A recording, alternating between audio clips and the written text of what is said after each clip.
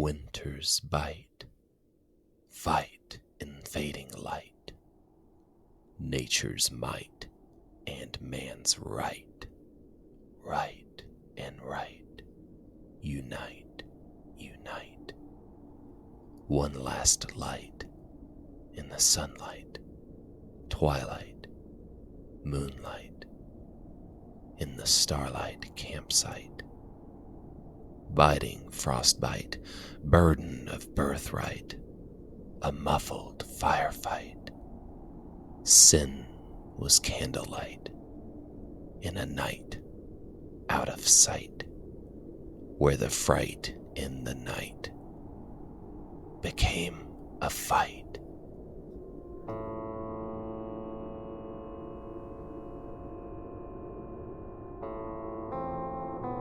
Canadian Rockies, 1884. Hidden in a world of winter white, whipped with white winds, withdrawn from the cold and hungry bite.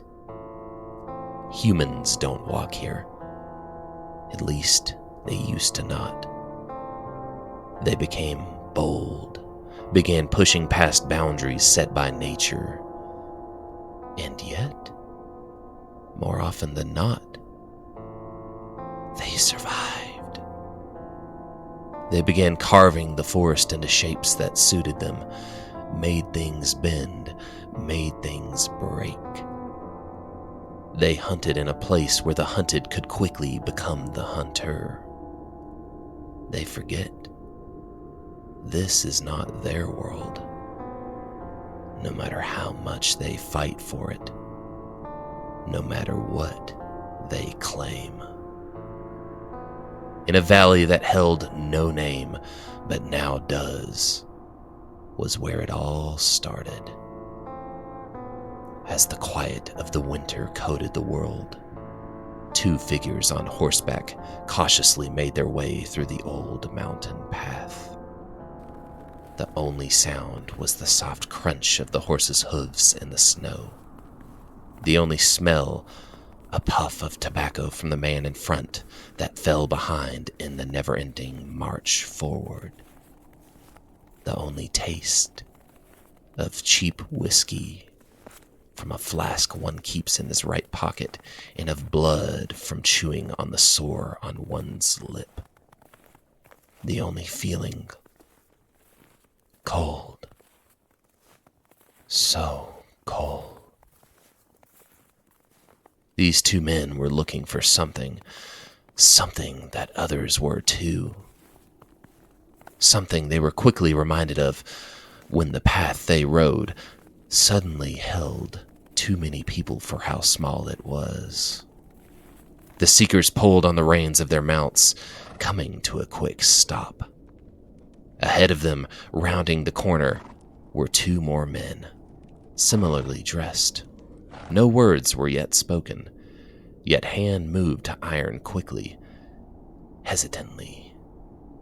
"Howdy there," one of the new men shouted. He tipped his hat and gave a soft smile. The two seekers gave each other a worried glance before one finally spoke up. "Howdy." The response was as cold and frigid as the air around him. "What y'all doing up here? You know these lands is private. You's trespassing." The two newcomers smiled a bit wider, and one stifled his laughter. "Oh, really? Well, I'm terribly sorry. Honest mistake. Must mean you're the Riven brothers, right?" "That's right," one of the seekers claimed. "So, you grew up on these lands?" "Yes, sir." "Interesting. Which one is who?"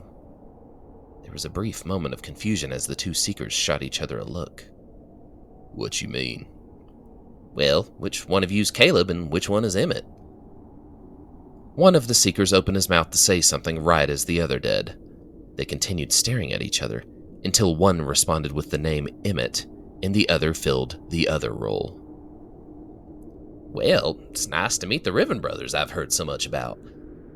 Funny thing is, my name is Caleb, and my brother here, his name is Emmett too. How about that?" What are the chances of that? Just a coincidence, the seeker Caleb claimed. Other Caleb leaned forward. Is it? The cold and quiet seemed to creep in around them during the unsure moment. Other Caleb smirked and reached behind him to point down into the snowy valley. You see that down there? That river frozen over? On the other side, you see those logs set up? The two seekers squinted their eyes to see below, one giving a small nod. Yeah, what of it? That right there is where our pa taught us to shoot. Very well, I might say. Took us there every day. Took us hunting every week. If he was your pa too, then I hope he taught you just as well. Fingers began to curl around the cold handles of guns, waiting. What you think, Caleb? Emmett asked his brother without pulling his eyes from the imposters ahead. You take right and I take left? Nah, I take left and you take right. Why? Because you on the right and I'm on the left. Well, yeah, that makes sense.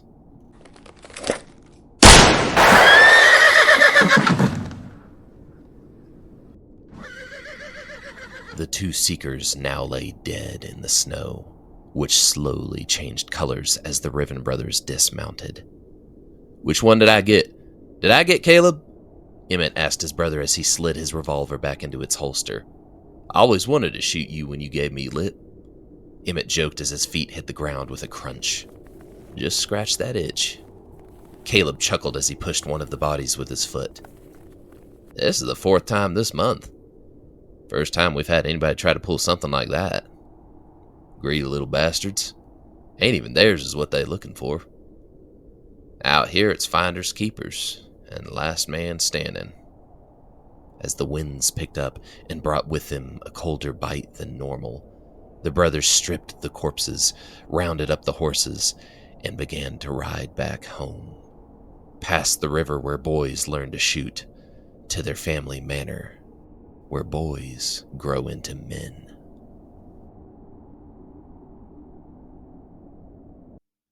Days had passed since the copycats came. Didn't take long for nature to claim what was left behind. The two false brothers didn't carry much on their persons. Dead Emmett had 2 bits and a nickel rattling in his coat, just enough to get himself drunk on liquid courage and shot. Not Caleb was worst off. A silver $50 with a scratch through the eagle, a dime black with soot, and 3 Lincoln heads stuck together with blood. And their weapons? Worthless. These guns are shit. Cheap, rusty shit. Not worth the ride to town, Emmett complained as he tossed the revolver onto the large wooden table in the parlor. He sat at the end, opposite his brother, removed his hat and rested it on his knee. Having to deal with trouble back to back. Nothing to make it worthwhile. It's all just shit. Same shit. We got the horses, Caleb responded in an attempt to find a silver lining. Horses are shit too. That's the spirit, brother, Caleb chuckled and turned his head as the door to the parlor opened. Their sister, Eleanor, stepped into the room carrying a wooden box, which she placed on the table before speaking up. Booker says you guys shot yourselves today, she chimed in as she sat down. Yeah, that's right. We's ghosts now, Caleb joked. Nah, just more snakes in the snow. Pushing their luck. At least they're not riding straight up to the front door no more. You know, you think they'd take the hint. What's that make, 7 now? Don't know what their plan is when they find it. I mean, everyone in town knows about Paul's stash, so anyone suddenly showing up with a bag of riches is going to have a big old sign screaming, I'm a thief. Next chance, let's let Book handle it. Nothing funnier than a whole group of grown men turning tail. Speaking of Book, where is that old bastard? Book! Emmett shouted, his echoing voice replaced with the careful steps of Booker, who rounded the corner. Their servant stood straight, his clothing remarkably well kept, his hair and beard well trimmed and combed. He waited. Yes, Master Emmett. Could you fetch Pa's ebb and pour in 3 glasses? Booker bowed at his command, turned, and left the room. Eleanor quickly spun to face her brother. What you drinking Pa's whiskey for? That's the last of it. Damn right it is. Ain't no sense in letting it sit there. Not just a waste, that's a crime. Don't you think we should save it for something important? Like what? We ain't gonna be throwing parties here no more. I say we finish it off. I agree with Elle, Caleb spoke up during the pause. That was the last drink he poured. How about we down it in celebration instead of drowning ourselves? Hold on to it for when something good happens. I think that's what Pa would have wanted. Emmett slowly nodded and groaned in annoyance. Ugh. Booker soon returned with a silver tray carrying 3 crystal tumblers and a decanter half filled with their father's favorite whiskey. What was left of him, in a way. Once it was gone, so was he. The final pour of the man himself, and none of them wanted to be the one who emptied it. Sorry, Book. Changed my mind. Emmett groaned and waved the servant away. So what's in the box? Caleb asked his sister as he picked his teeth with a dirty fingernail. Eleanor snapped her attention back to the object in front of her and quickly opened it. Was looking up in the attic this time, and I mean really looking. I was pulling up floorboards and searching for fake walls and loose bricks. Nothing as usual. Really wish Pa had left something. Some kind of clue. I know he was paranoid, but come on. Where's children? Oh well, I guess. Starting to think that money's just gone with him. Anyway, found some of Ma's stuff in here. Some of it looks like it could be worth something. Eleanor spoke at them as she pulled object after object out of the box and set them aside. There was a porcelain doll, a set of ivory sewing needles, a pair of mink fur gloves, a flawed amethyst necklace, a silver-lined mirror with old fingerprints left by their mother when she was still alive, a fancy hairbrush.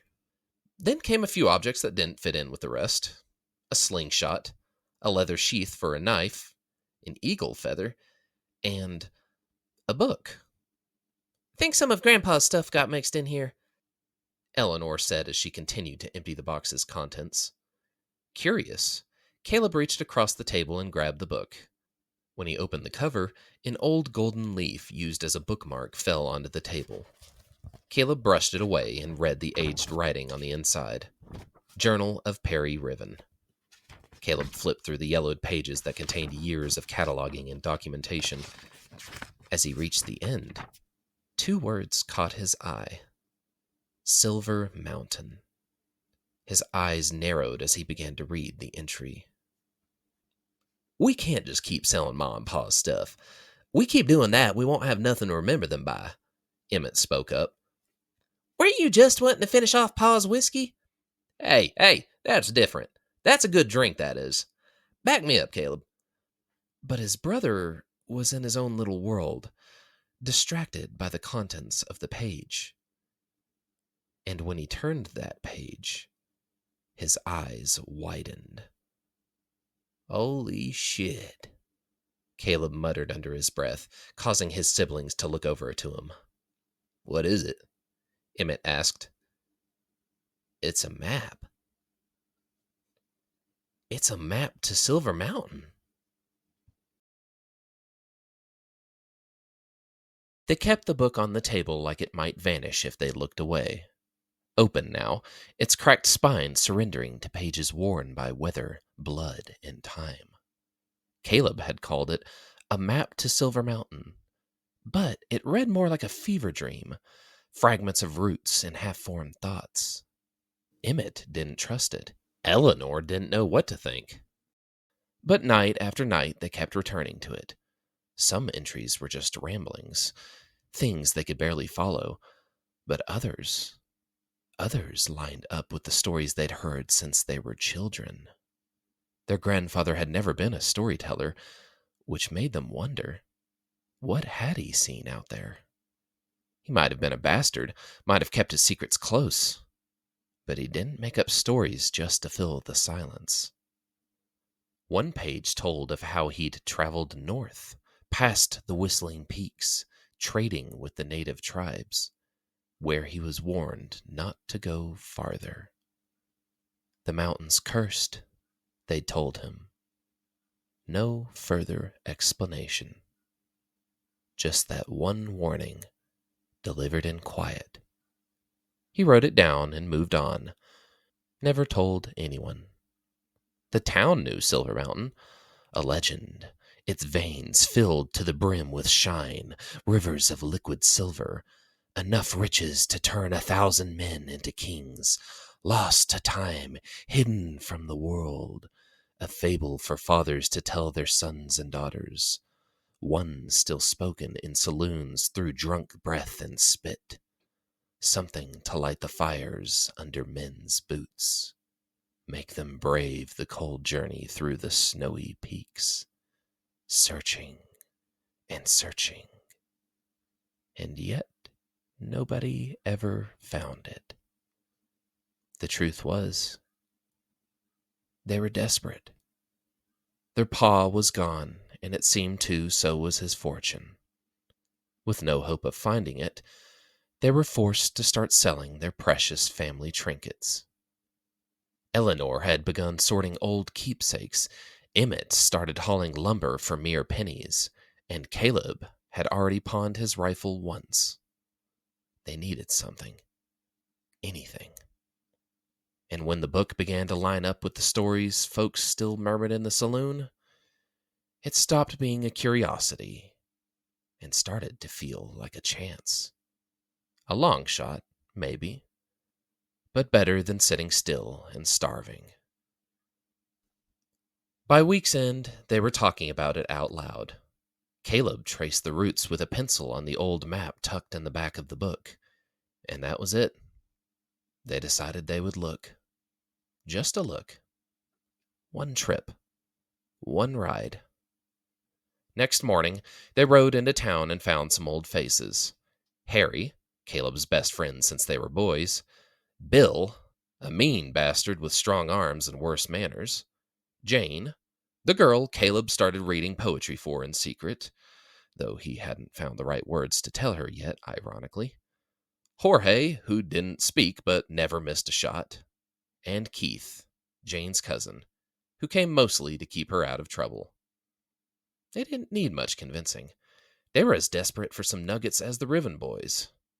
The team had gathered, supplies were bought, guns checked, horses saddled. By sundown, they were riding back out, boots creaking in their stirrups, heading towards the road that would eventually end. The journey itself was grueling. Snow fell silent, fogged breath warmed faces wrapped in wool, and leather boots froze stiff in the night. They made camp beneath leaning pines, cooked beans over sputtering fires, and listened to the gentle and aimless strumming from Jane's guitar. On the second day, the wind whipped hard, causing an extended dismantling of the camp before they were able to continue. They passed frozen rivers, an old hunting shack with a sagging roof, jagged stone and broken bone half buried in frost. The footprints of the horses slowly disappearing behind them as they rode on, filling with snow. During the ride, Caleb began to absent-mindedly mutter a poem under his breath.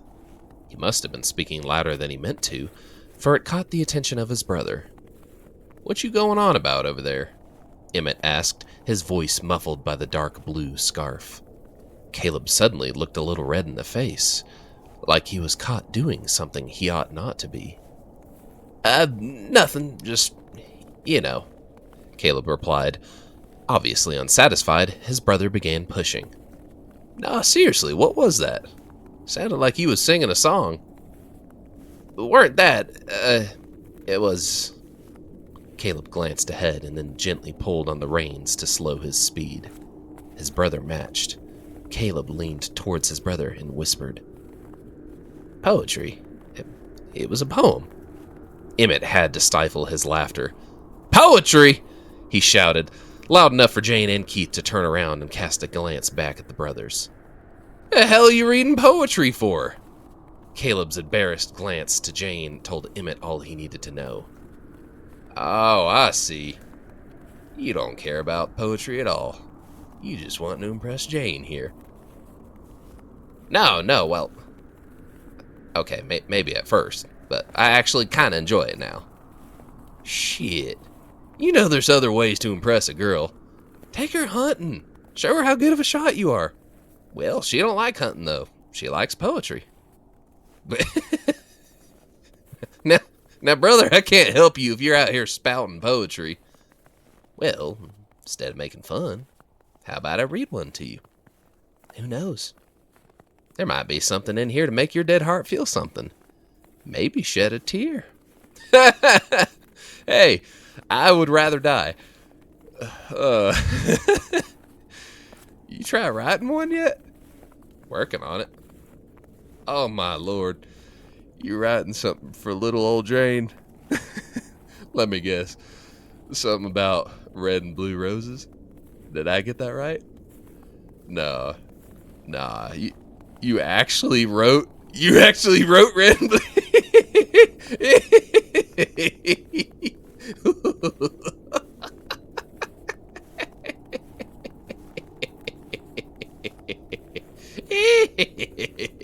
Having a hoot over your own toot, ain't you? Caleb, brother, just talk to her. She's right there. You know she's sweet on you, too. Go on. Go. And I swear to God, if I hear any rhyming, I'm shooting you. Against all odds, they made it. They had reached the fabled Silver Mountain. It took a moment to pinpoint it exactly using the descriptions and drawings of the natural landmarks. But here it was, ancient and mysterious, looming tall over them, its peak hidden in a shroud of wispy cloud. The group quickly unpacked, set up their camp, and began to walk around the base, their eyes searching for any cave mouths. This might be the mountain from the journal, but we can't confirm it until we get inside, Caleb said to the others that had gathered around him. There better be literal streams of silver, or I'll be just so disappointed. I had dreams of swimming in it when I was a kid, Harry told anyone who was listening. Well, get ready for disappointment then. Caleb smacked his friend in the chest hard and then took a step closer to the mountain. So yeah, I agree, let's take a breather tonight and we can get started in the morning. But Caleb wagged his finger at the distant storm clouds. Sky's sagging, a white wall creeping like a snow squall. Ain't long till it swallows us all. I just heard rhyming, Emmett joked, yet still cocked the hammer back on his gun, which warranted a chuckle from his brother. The hell did you just say? Harry asked with a weird half-smile and raised eyebrow. Nothing. The point is, if the blizzard hits, we might want a better option than tents. I say we blow a hole now, let the dust settle overnight. If need be, we can slip in if the weather gets worse, Caleb told the group and turned to see what they thought. Sounds good to me, Jane replied with a warm smile and wink, which caused Caleb's heart to skip. Yep, Harry joined in. Agreed, Emmett said. I don't care, Bill said bluntly and took a swig from his flask. As long as I get to light the dynamite, I've never used any before, Keith told the others. Jorge just shrugged when everyone looked at him. All right, well, that settles it. Keith, may I present to you 1 stick of dynamite. Wait, where's the dynamite? Oh, please, don't tell me we left it behind. No, it's here. I got it in my pack. Jane handed over the bag to Keith, who couldn't contain his excitement, giddy as a schoolgirl. It took Keith and Emmett about another 30 minutes to find a weak spot in the mountain's stone armor, but eventually they did. Keith let out a loud hoot as he lit the wick and took off running. The group stood far back, out of the way of any debris, and hopefully safe in case the mountain decided to shed some snow. The group cheered just as the mountain let out a deafening roar. The blast echoed through the valley, rattling the cliffs, swallowing their voices whole. A crime only the cold and the stone would witness. And the mountain held its breath because it knew.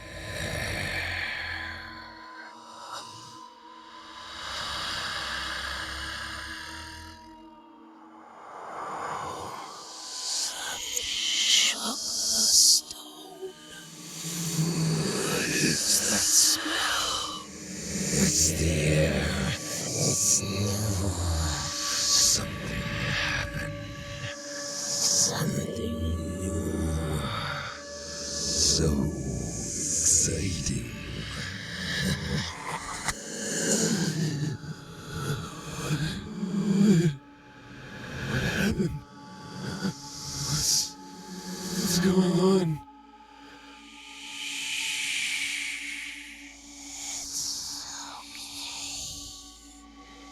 It's alright. Everything alright? It's okay.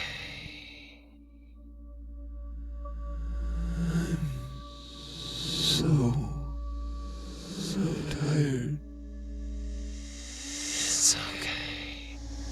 Go to sleep. You can rest now. I can. Oh, Thank you. Yes. It's coming. It's coming. It's coming. It's here. Freedom. Can we move now? Yes. Don't touch the walls. It burns our flesh. Burns our blood. My blood is on fire. No. That was the past. No. Step out of it. Shut up. Shut up. The door is open. What do we do? We wait until nightfall. Then we leave the walls.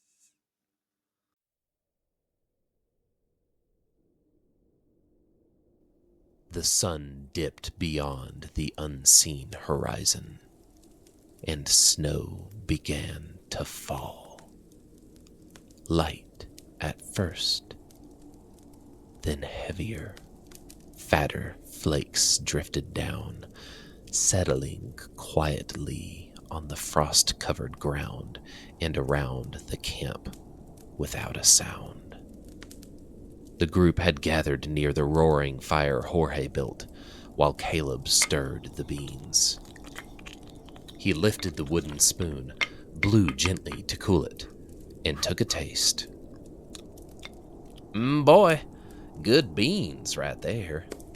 Caleb's eyes instantly darted to Emmett, who was already giving him the death stare. Don't you fucking start, Emmett warned his brother. Beans, Caleb started. Don't you do it! And bread. Fuck. Beans, beans, and bread. Beans and bread, beans and beans and bread, beans and bread, beans and beans and bread, beans and bread, beans and beans and bread. Caleb began to loudly sing the beans and bread song to annoy his brother, and laughed out loud when the rest of the group joined in. Jane began to play along, creating a new tune just for the occasion. I got 6 bullets, Emmett told the others, and I'm gonna use them all on myself if you don't stop singing this shit. Everyone else laughed and ceased their singing. You know what? Since you're enjoying his singing so much, why don't we keep the ball rolling? Why don't you recite some of that poetry you've been reading? Embarrassment immediately took hold of Caleb as the rest of the group began to tease the man. Harry began pointing and laughing so hard he fell over, and kept laughing still. Wow, you really fed me to the wolves there, Emmett. Appreciate that. That's what brothers are for, Emmett chuckled, clearly pleased with himself, and accepted the bowl of beans and half-burnt chunk of bread offered to him. I peed in yours, by the way, Caleb told his brother as he handed him the bowl. So, poetry, Jane started. Oh, here we go, Keith said and took a big, steaming bite. When did you start reading? Jane asked Caleb curiously, all her attention now focused on him. He could feel his face blush a bit. Well, a couple months ago. Bought the book from old Pat during one of his cleanings. Hollis Thorne, second collection. Oh, he's so good. Got the first collection back home. Love the Palisade and Crawling Water. The way he uses one word and gets so much out of it, and the unconventional structure of it. How free and raw it is. I love it. Which one's your favorite? Actually, I've got this one that's been stuck in my head now for the past 4 days. Winter's Bite. You know that one? Don't think I've heard that one yet. Why don't you read some for us? Name seems appropriate, Jane asked, pulling her jacket tighter and leaned closer to Caleb. No, don't say that, 'cause he'll actually do it. Weren't you the one that just asked him to read? No, I was bluffing, girl. Well, I mean, I can, as long as Emmett keeps his gun holstered. If I start reading, are you going to shoot me? Caleb asked his brother, his hand hovering over his bag. Still deciding. Don't worry none. It's only like 15 lines or something. You're going to love this. Caleb fetched the book, opened it, and began to read. His eyes flicking up now and then to gauge Jane's reaction. The firelight caught the green of her eyes, bright and watchful. She smiled, soft and warm, her freckled face framed by 2 disastrously maintained pigtails. His heart fluttered under her gaze, and he quickly dropped his eyes back to the page. Winter's Bite, fight in fading light. Nature's might and man's right. Right and right, unite, unite. One last light, in the sunlight, twilight, moonlight, in the starlight campsite. Biting frostbite, burden of birthright, a muffled firefight. Sin was candlelight, in a night out of sight, where the fright in the night became a fight. The group was quiet for a moment, until Harry began to slow clap, which of course cascaded into the whole group giving him a standing ovation. Caleb stood and gave a polite bow. Thank you kindly. I'll be here all week. Well, hopefully not. It's fucking cold.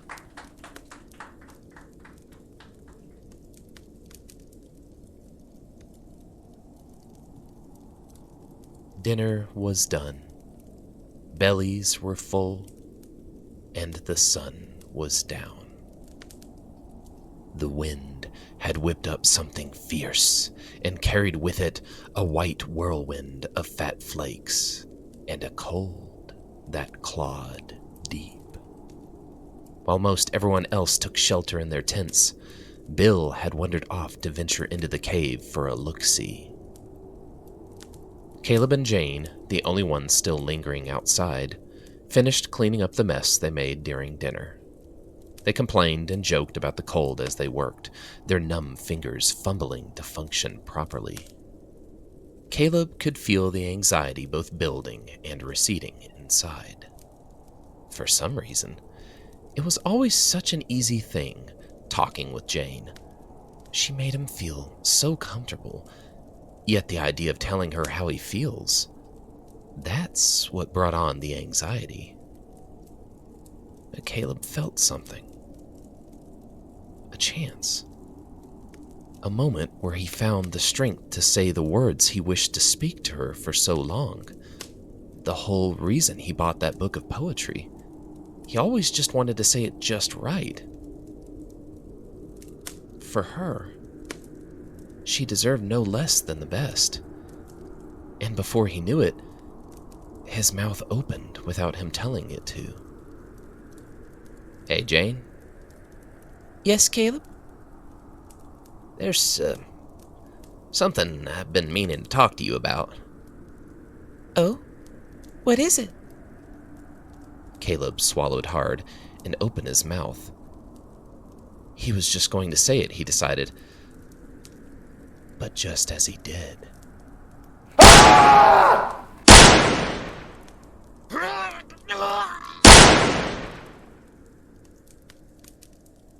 Everyone moved quickly after the second and third shot. Tent flaps flew open, guns whipped around, fingers on triggers. What is that? Emmett yelled as he emerged from the warmth of his tent. Bill! Bill! The horrible screaming and gunfire from deep within the mountain rolled out of the cave mouth in a haunting echo that suddenly came to an abrupt halt. Everyone was quiet for a moment. Then Emmett, Jorge, and Harry began to move toward the cave. But that's when they heard it. A deep, animalistic growl that filled everyone's hearts with dread. Is that a bear? Caleb thought to himself for a moment, until the beast inside slowly stepped away from the dark of the cave. That's not a fucking bear. Caleb felt his gun slowly lower as he stared at the beast in front of him. He didn't understand what he was looking at. At first, it was just the eyes. 2 yellow eyes watching from the shadows. Then it revealed itself. The thing resembled a wolf. It stood tall, at least 8 feet. It was skeletal, starved, its hungry eyes locked onto the nearest person. Harry. The growl returned as the beast took a step forward. It was walking on 2 legs. A wolf that was walking upright like a man. Then it slowly began to lower itself into a crouching position, readying itself to leap at its prey. Blood oozed and spilled between its fangs as it let out a ferocious roar. And then Harry fired. The beast leapt forward impossibly fast. Caleb didn't even see the movement, just screaming and gunshots. Despite being riddled with bullets, the beast continued its savage, feral mauling of Caleb's best friend. Through the falling white was now a new color, red, and it was everywhere, painting the snow. Caleb screamed his friend's name as his gun clicked. empty. He quickly began to reload his gun, and as he did, the beast moved on to its next target. Jorge kept his distance, flipped his poncho back, drew his second piece, aimed, and began fanning the hammer. He emptied all 6 shots, each one hitting its target true, which did nothing more than anger the monster. It brought Jorge down with a single swipe from its long, ebon claws. Quiet life, quiet death. Keith was next. The fear must have been too much for the man, for he turned his yellow tail and the beast chased him down. Emmett grabbed his brother's arm and practically dragged him to the horses, with Jane following. "We have to get out of here!" he yelled to them as they were forced to mount bareback. Jane was up first, followed by Caleb, and then, just as Emmett was mounting, "Emmett!" Caleb yelled a warning before his brother was yanked away from his horse by the beast. He was thrown several yards away, smacking the ground hard and rolled to a stop.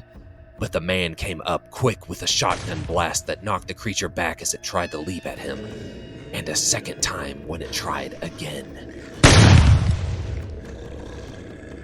This time, the spread shot strayed past, taking his own horse down with a spray of fine red mist. The beast, bloody and filled with holes, stood and charged again. Emmett's worried eyes turned to his brother and Jane. "Run!"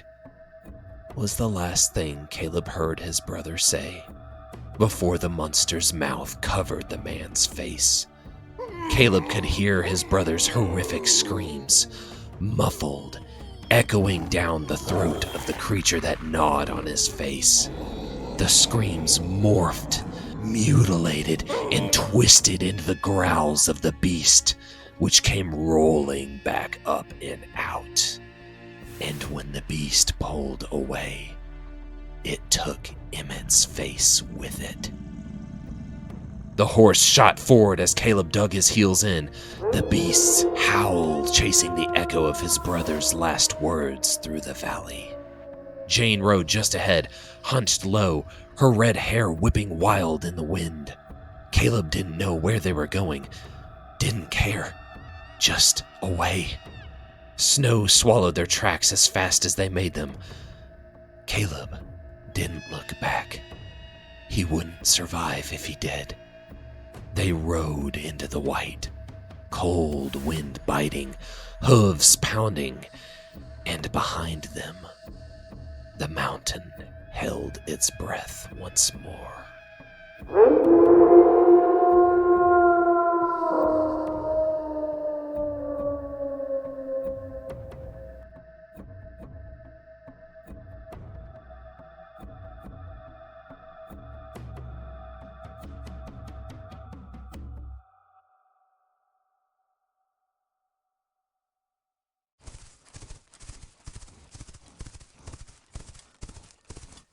Hearts and hooves pounded, snow and frozen tears fell.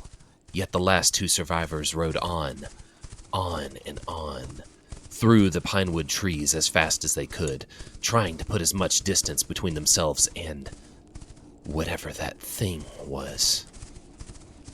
But it wasn't long before Caleb gave a glance to his side, and through the trees, chasing them, was the beast that killed his brother.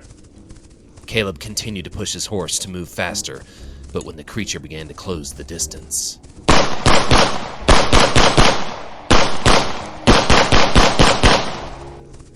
Caleb began to fire at the beast, causing it to drop back and slow down, but only for a brief moment. It was smart, this thing. It began using the trees as cover, switching tactics to try and get closer. As Caleb fell slightly behind, the beast made its way closer and closer, and then it was too close. The monster's claws raked deep gashes into the side of the horse's leg, causing Caleb's mount to almost immediately topple over. Caleb felt himself going headfirst over, and instead of hitting solid ground, fell straight into the icy river.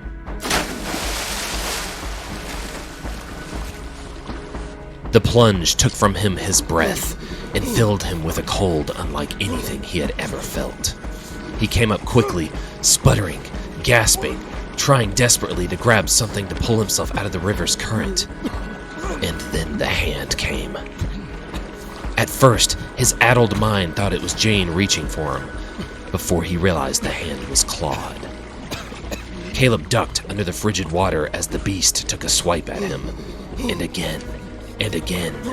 Each time he came up for breath, he had to immediately duck back down as the monster continued to claw at him, continued to follow him alongside the river. Caleb's heart was beating so fast, and he now struggled to keep his head above.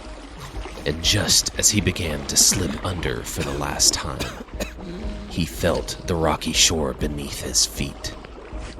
Every ounce of his strength was used pulling himself ashore, where he now lay, completely soaked and so cold he could no longer feel a thing. His breath came out in desperate gasps, and the man shivered so violently he thought he would shatter like ice with any sudden movement. Slowly he tried to stand, but the strength within him was gone, and the cowboy instantly fell back to his knees. This, however, was not his biggest problem. His blurry eyes caught movement from the trees, and in front of him, only yards away, there it stood, its yellow eyes watching him between the falling snow, growling, hungry. It stepped forward. Caleb drew his gun with a shivering hand, aimed. Fuck, was all he could manage to get out.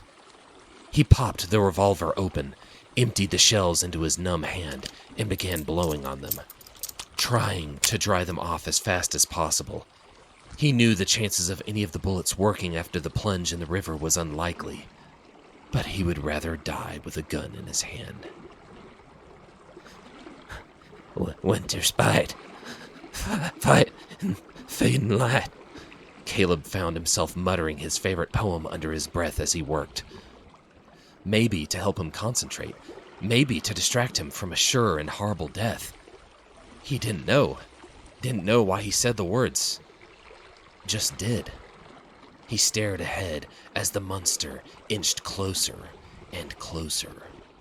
Caleb aimed. Another misfire. He tried again and again. And then, just as he was about to give up, just as the beast readied itself,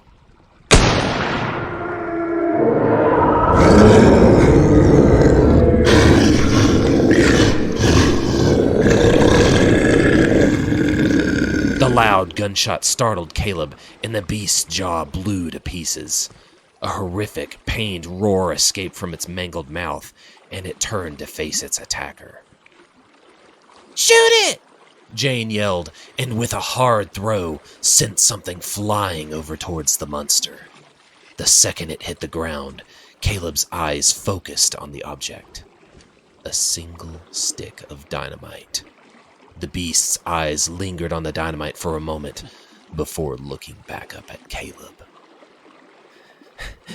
"The fright in the night did indeed become a fight," Caleb finished, and with a subconscious flourish, spun the gun, whipping away the last drops of water, and fired.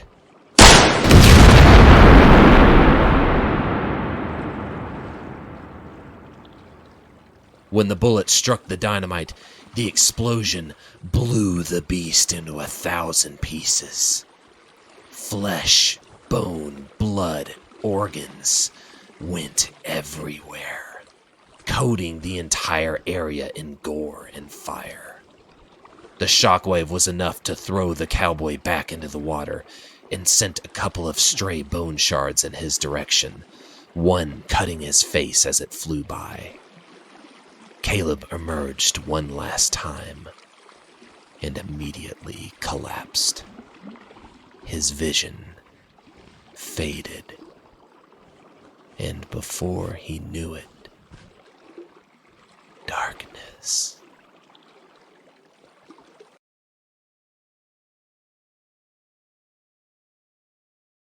Flashes. Everything was just flashes. He remembered Jane's voice. He remembered riding on her horse. He remembered going through the front door of a house. And that was it. For a long time. Until he finally woke with a start. Emmett! Caleb yelled as he bolted upright. He looked around. Dazed. Confused. He was so cold. His head throbbed. He couldn't feel his hands or feet. Yet it was warm. There was a fire. He was inside somewhere. Caleb! Hey, it's okay. You're okay. Jane's voice. She grabbed his hands, hushing him gently. You're safe now. She kept rubbing warmth back into his frozen fingers, then wrapped him in another thick, old blanket that smelled of dust and smoke. Caleb stared at her, lost in the moment, before glancing around again. Where are we? He asked, his voice trembling. The hunting shack, Jane said. The one we passed a day ago? Remember? I got you back here just in time, I think. Here, drink this. She stood, went to the fireplace, poured old coffee into a chipped, dusty mug, and handed it to him. His hands could barely feel it. The warmth stung. It hurt to hold, but he held it anyway. He sipped as quickly as the heat would allow him, burning his tongue and lips more than once. Time passed in silence. Then finally, Is it dead? Jane nodded. Good, Caleb said quietly before sinking back beneath the blankets. Jane crawled in beside him, pressing close, holding him as tight as she could. Her body heat, the only shield left between them and the cold. They lay there for a long, long time, in silence. Caleb had so many thoughts, so many things he wanted to say. Questions, regrets, hopes. But he was too tired. His eyes began to flutter shut. And for some reason, he said it. You know, I got that poetry book because of you, right? He didn't know why it came out. It just did. Jane sat up slightly. Their eyes met. Worn, pained, but still full of something soft. She smiled. A warm, quiet smile. I know, she whispered. Then she leaned in and kissed him on the forehead. A long, gentle kiss. Caleb felt tears welling in his eyes. He thought he might cry, but the exhaustion pulled him under, and the man fell into a deep slumber. Caleb dreamed that night. He dreamed of strange things, of wolves, so many wolves. He dreamed of the moon. He dreamed of blood and raw meat, so real he could taste it. He dreamed of yellow eyes in the trees, blood in the snow. Yet nothing in his dream scared him more than the darkness. He stood naked in the shadow of a black moon. His hands began to scratch at his exposed flesh, began to peel it back and away from his body. And when he stood, flayed and screaming, that's when he woke. Caleb's eyes snapped open, and he sat up quickly. He stared ahead at the window. Sunlight poured through. He sighed with relief. Until he noticed something. He was no longer under the blankets, but instead curled up near the fireplace. He stretched his body out and started to stand when he noticed he was sticky. He was covered in blood? What the hell? He said to himself, confused. He turned to Jane. Jane was nowhere to be seen. But there was something else. The entire shack was drenched with blood. Strips of flesh and clothing, tufts of fur. Caleb stood quickly. What? He barely whispered out. And then he knew.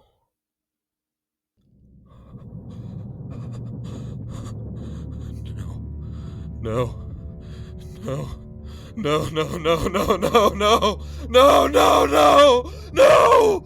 No, no, no. No. No. No.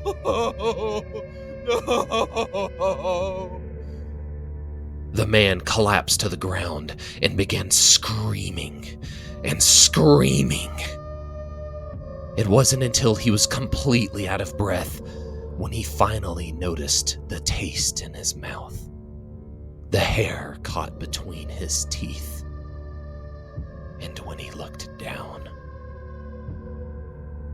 his stomach bulged with the unnatural and unwanted meal. Caleb felt disgusted beyond words, sick, and before he knew it, vomit everywhere, red gore.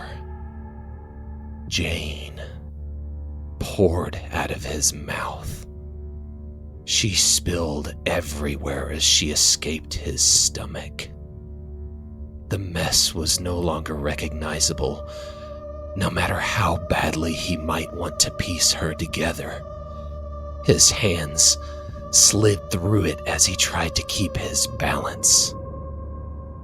And then, that's when the voice came.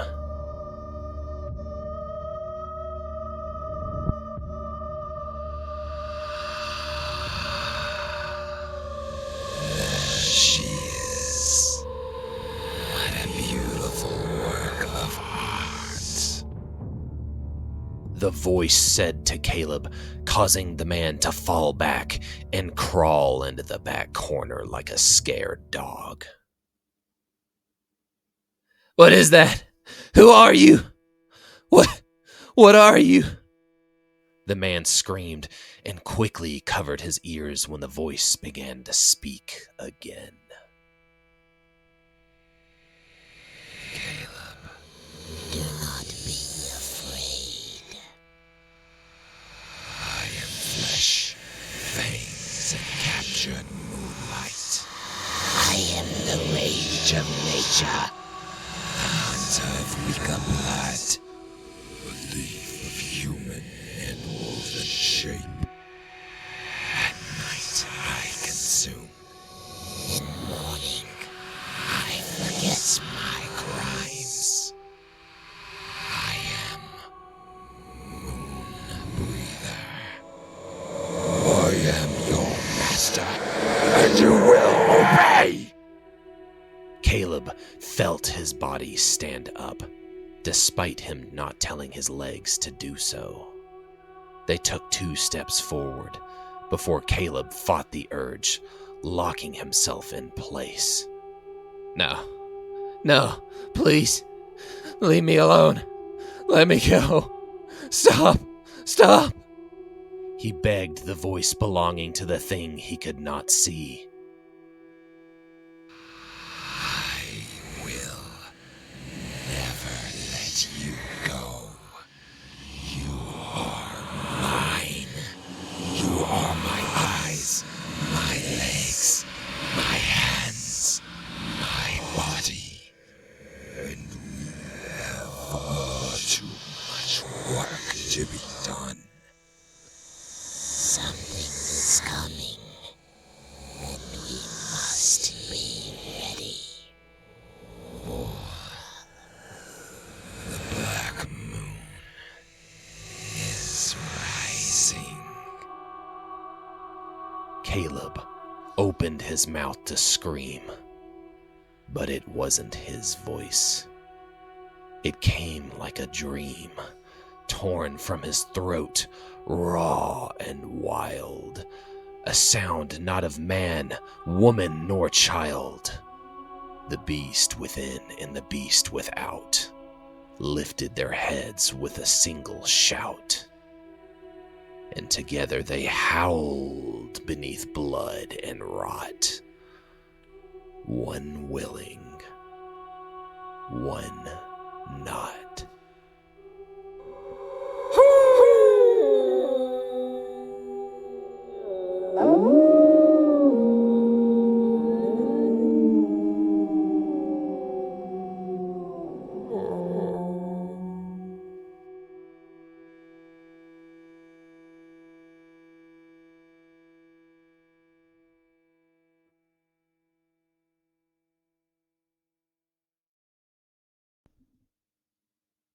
Hey guys, this is Lucas, the creator of Adam's Lost Journal. I just wanted to say thank you guys very much for being patient and sticking with us. And I know that took a while to make this episode.